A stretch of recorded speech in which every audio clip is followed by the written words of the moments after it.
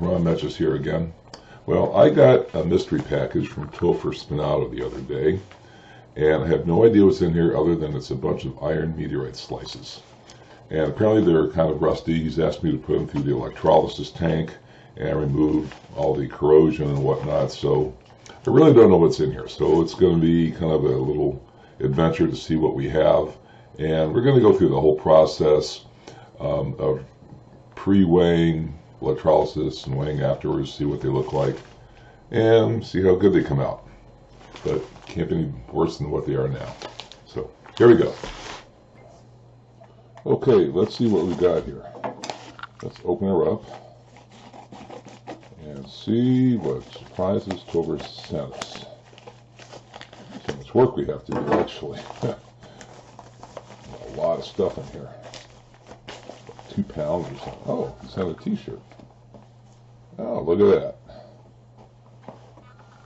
that. This is, oh my gosh. This looks like a mess. I don't know, that's ammonium lusta or something like that. I don't know, it's a, can't really tell the grain. Fine grain, could be a Gibeon, I guess. Nice solid piece. Let's see what the t-shirt is. Oh, the Knowledge Bolide t-shirt. That's his latest creation. Well, thank you, Topher. I will wear that on the next meetup. Let's see what else we got here. Yes. The bag is empty. There's one more. Oh, so he's let me see what this is. It's getting smaller and smaller. Oh, several small slices. Looks like about 5 or 6 slices here. Let's see what we got.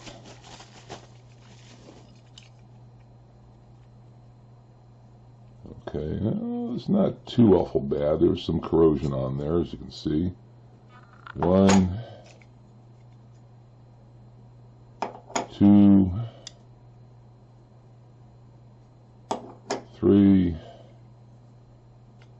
Oh, this shouldn't be too bad. Yeah, it's mostly in the little cracks there in the grain structure. That shouldn't be too hard to get out. 4. Yeah, this looks like the worst one. Oh, yeah, I can see right along in here, you can see the corrosion creeping along into the finer crystal lines there. Okay, so there's 5. So this is the big mammoo right here. This has to be the Gibeon. Nice solid rock. I wouldn't mind owning this one myself. You have a few Gibeons already, but this is a very nice piece. Certainly it is a Gibeon. It's nicely polished too. That makes it really easy to bring back. So I don't have to spend a lot of time sanding. That's a good thing. Okay, so that's what we have to do. That's what we have to work with. And I see the scope of the project. Anyway, onward and upward. Let's see how this works out. Okay, let's take a closer look at what Topher sent me. This piece, I'm assuming, is a Gibeon. I do see a kind of a fine grain structure right in this area right here. However, it's kind of cloudy. You can't really make out any distinct structure. We can fix that. It's an end cut with another slice on the other side, which is kind of equally in bad shape. Got some fingerprints. Don't see a lot of corrosion, but it has a lot of surface damage. It's kind of cloudy on the etch. This part right here looks like it someday may separate from the main mass here. It looks kind of cracked all the way around. I'm not sure what's going to happen there. Hopefully it doesn't come off in the electrolysis process, but overall, a very nice piece. Wouldn't mind owning this one myself if I didn't already have 2 or 3 Gibeons up there. One about this size. And it is an end cut as well.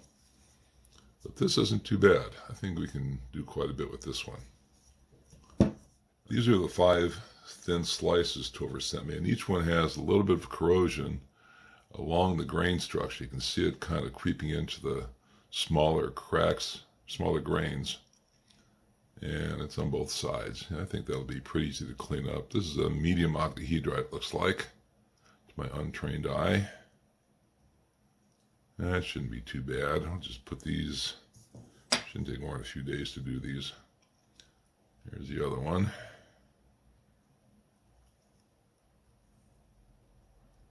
Oh yeah, it's got quite a bit of corrosion right in this area right here. This one has quite a bit of corrosion, especially right in here. You can actually feel the corrosion lying above the plane of the slice. It's kind of rough to the touch. So you can probably sand that off no problem.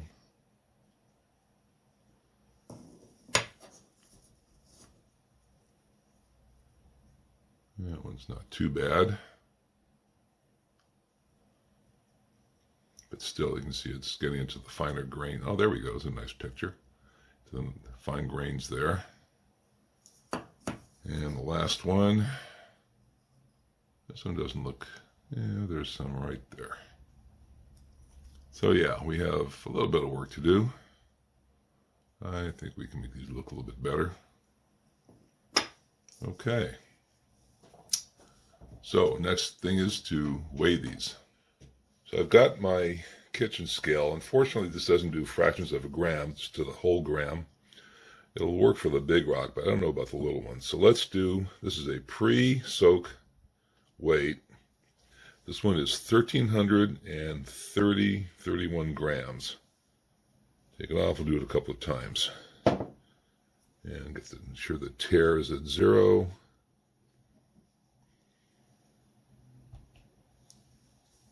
Okay, 1,331.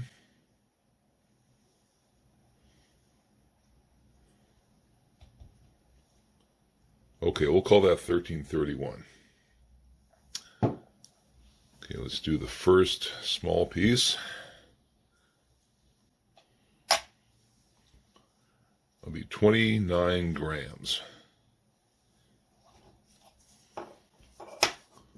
Second small piece. Wait a minute. 31 grams. 30 grams. 30 grams. Do that a couple of times. Here it's 0. Okay, we'll call that 30 grams. Third piece. 36 grams. Try it a couple of times here. 37 grams.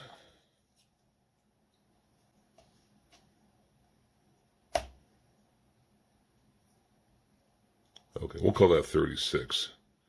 Seems to be kind of in the middle there. Wish I had a better scale, but this is what I have to work with. Okay, 36.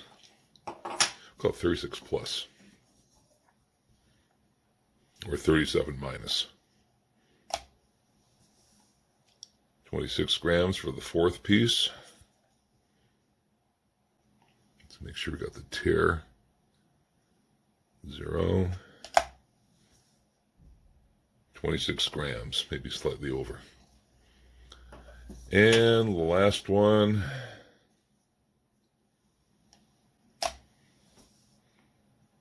26, 25. Okay. Call it 25 grams probably, maybe a little bit more. 25. Okay, so there we have our weights. Next step, let's put them in the electrolysis tank. I'll do the little ones first because I don't think they're going to take very long. The big one may take a while. So set up an electrolysis tank is relatively simple. Start with a tank, fill it with distilled water, put in a chemical that creates the electrolyte. In this case, I'm using some Spa Up, pH Up. It's got potassium carbonate in it. That's what creates the conductivity in the water. We have 2 graphite plates that act as the anode. I use 2 because I put 1 on either side of the sample to pull any impurities from both sides at the same time. Each sample down here is going to be wrapped in some iron wire. I'm going to use plain iron. Don't use stainless because you'll end up creating hexavalent chromium, which is highly carcinogenic. Everything is hooked up by a bunch of wires, which are relatively simple. It's kind of like charging a battery. So I think with that, we're good to go. So let's get this puppy hooked up and running.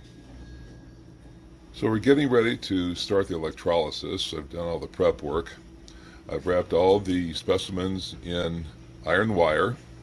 I've got everything hooked up electrically. I have the positive of the power supply going to the graphite plates, which are connected in parallel. I've got the negative of the power supply going to the rebar, so you get negative to positive electron flow. Over here we have the distilled water, which will be used to create the electrolyte. And to make the water conductive, I'm using spa pH ups available at any home store or any spa store. This particular brand contains potassium carbonate, which has worked very well for me in the past. You can actually see the bubbles start forming on both the anode and cathode pieces. So I'm going to wrap each piece, left a little pigtail of wire is going to be wrapped around the rebar so that all the electricity goes into the rebar, down into the piece, and we start our complete circuit through the electrolyte. So here we go. We're all set to go. I put in a couple ounces of the pH up. I'm going to turn on the power supply now and set that to 12 volts.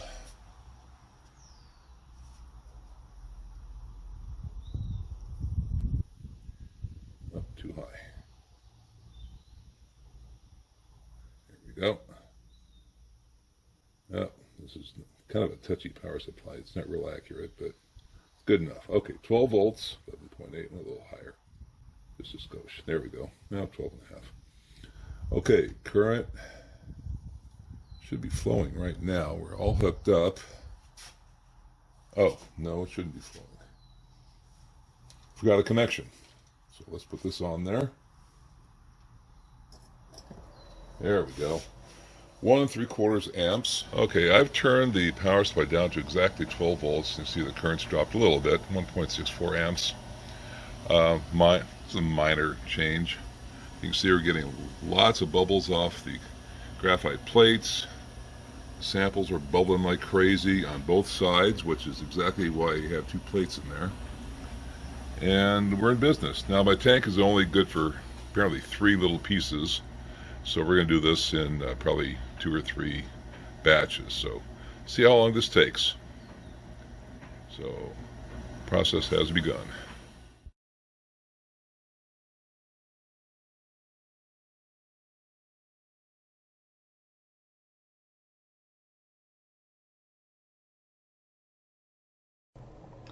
Here's what the typical piece coming out of the tank looks like.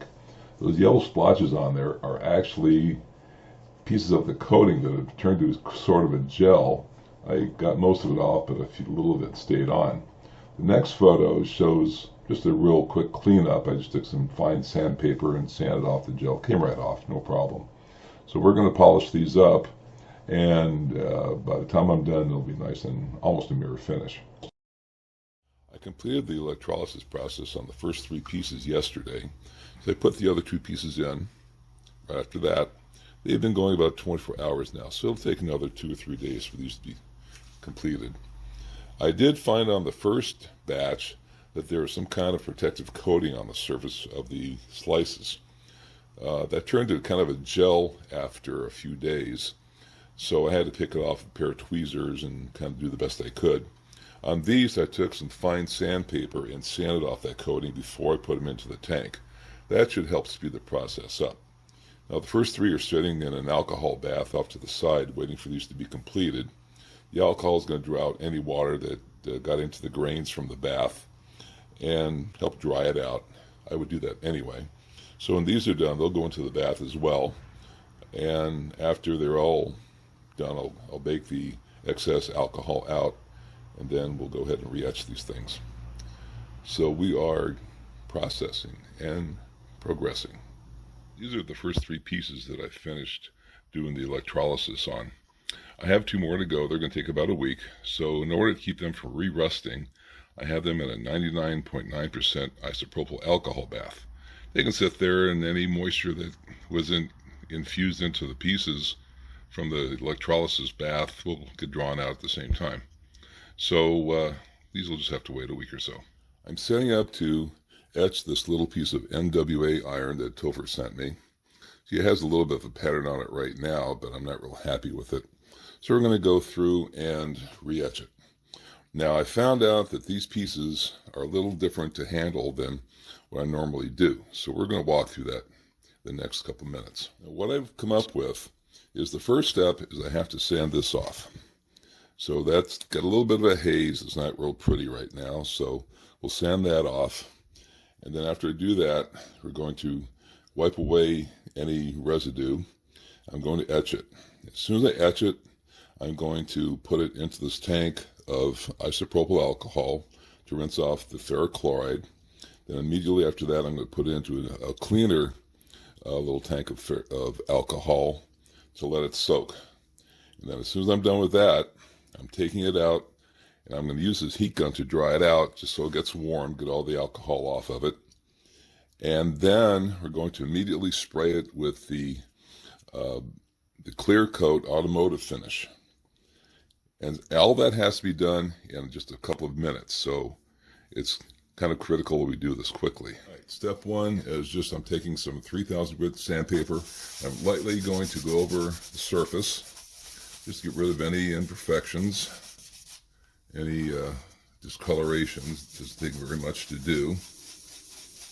I'm using a hard piece of wood to back it up so it doesn't bounce all over the place. So this is a little work surface. And this doesn't take much at all. But you see how it takes out the any pattern that was there, that's just dull gray, so that's why we have to do this again. Alright, the other side. I'm also tempted to make this a one finished side type piece, but I'm trying to get both. This is a really tricky meter to work with. Okay. That's getting pretty good. So we'll spot down here at the end, get it nice and shiny. Okay. And there we go. That's in pretty good shape. The funny thing is when there's no etching on it, it'll stay like that, pretty stable. Let's just hit one more little spot here to this off. A little shinier. Okay, that's good to go. Okay, we're ready for the etching. And when done with that, we're going to put it into this tub of alcohol. So let's do that next. Okay, etching coming up.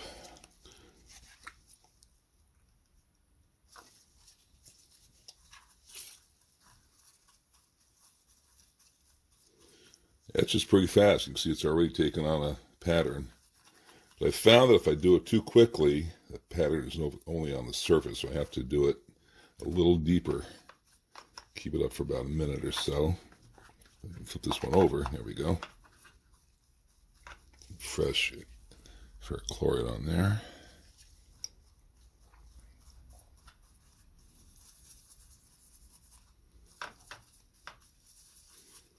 Now I have the piece sitting in the puddle underneath it to kind of keep it wet so it doesn't start sloughing off on me. That helps it to etch a little bit more. Okay, so I'm getting a nice dark etch on it. So this only takes about a minute.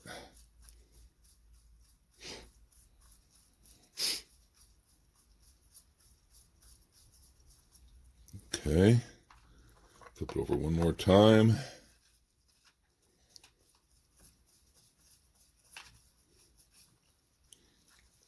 Okay, now we're done with this part. So thin I can't pick it up. Come on. There we go.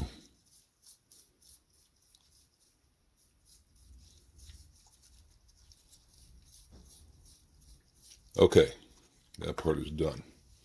Now, real quick, it's going to go into the alcohol bath for just a minute so I can wash off the ferric chloride. Of course, I can only use this bath once because it becomes contaminated, but you see it's got a nice, very nice etch on it right now. Get it off my hands too.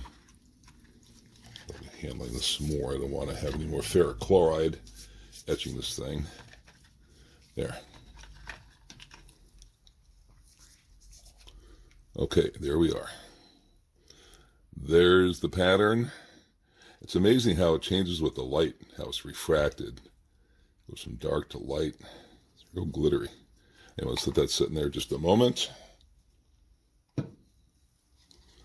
Okay, now we're going to take this over to the clean tank Drip off. Let's rub off any excess alcohol. We don't want to transfer as little of the contaminated alcohol as possible. Okay, take this away.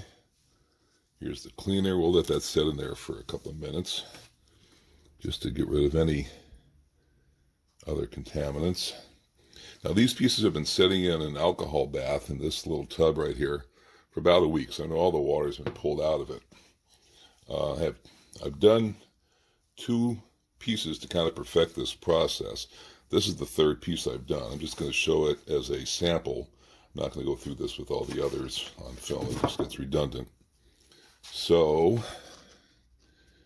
next, put all this aside, get it out of the way. That's all the paraphernalia. Next, I'm going to dry this with the heat gun. There's the heat gun. I'm just going to use it only for half a minute. It gets hot pretty quick. Sit down and do this. Okay, let's let it soak for another minute. And make sure everything's off the surface. Okay, so let's go ahead and take this out. And let me expand my little field of view here. There we go. Got my heat gun, get everything else set up to go. Okay. That aside. Heat gun's kind of loud. I'm putting it on high.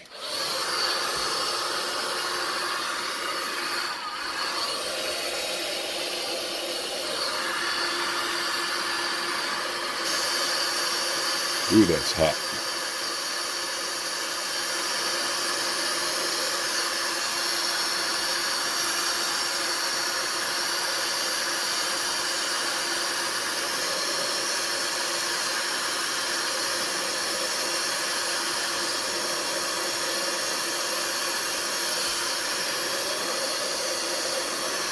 Okay.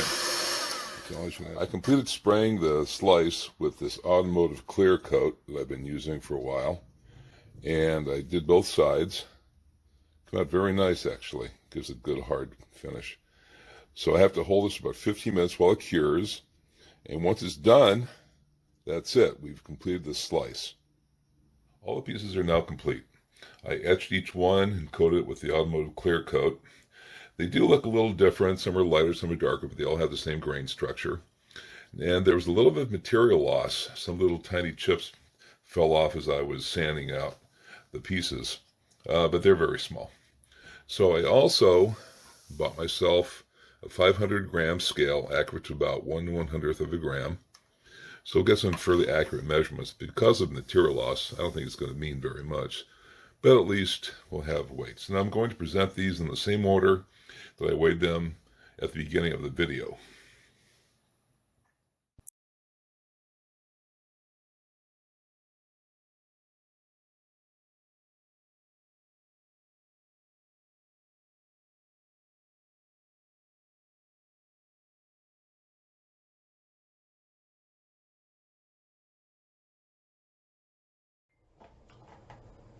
So I hope you enjoyed today's video. I definitely learned a few more things about etching a meteorite slice in this process. This one was a little different than what I normally do. So with that, I'll say goodbye.